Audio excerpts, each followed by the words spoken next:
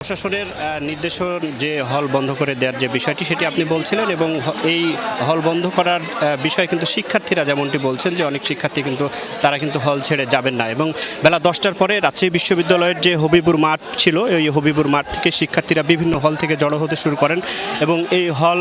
এবং তারা বিভিন্ন সড়ক প্রদক্ষিণ করে এখন এই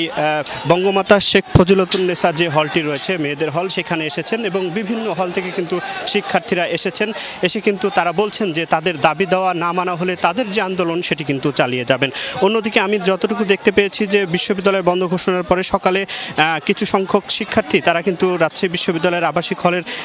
ছেড়েছেন এবং এই বেলা 11টার গতকাল রাত 11টার দিকে যেহেতু এই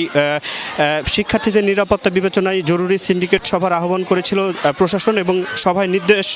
সিদ্ধান্ত অনুযায়ী কিন্তু পরবর্তী নির্দেশ না দেওয়া পর্যন্ত বিশ্ববিদ্যালয় বন্ধ ঘোষণা করা হবে এবং একই সাথে কিন্তু দুপুর 12টার মধ্যে হল থেকে নির্দেশ দেওয়া হয়েছিল। এর মধ্যে আমি যতটুকু দেখেছি যে এর পরেও অনেক কিছু শিক্ষার্থী তারা গেছেন আবার কিছু শিক্ষার্থী তারা থাকছেন তারা বলছেন যে তারা হল ছেড়ে যাবেন না এবং হঠাৎই কিন্তু প্রশাসন এই সিদ্ধান্ত নিয়েছে এবং বিশ্ববিদ্যালয়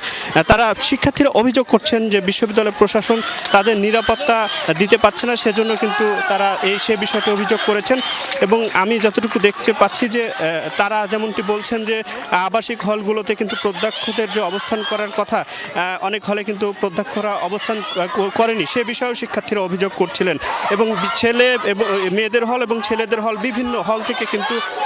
আমি দেখতে পাচ্ছি যে শিক্ষার্থীরা কিন্তু জড়ো হতে শুরু করেছেন এবং তারা বলছেন যে তারা কিন্তু রাজশাহী বিশ্ববিদ্যালয়ের যে হলগুলো রয়েছে হলগুলো থেকে কিন্তু ছেড়ে যাবেন না।